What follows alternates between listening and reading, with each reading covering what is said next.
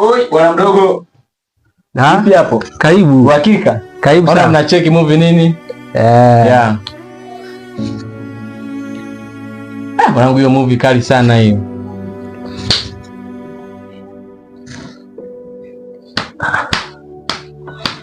Nini tena? Kuna mbwa hapa alikuwa ananing'ata. Kwani umempiga? Hajanipiga. Hivyo kwa nini upendi nani ndugu wa upande wangu?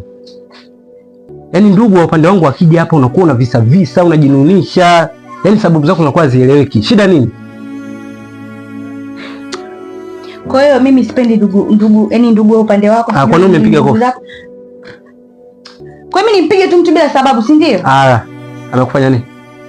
Nimpige tu mtu bila sababu. Kwa nini unajua alichonifanya? Hebu toka.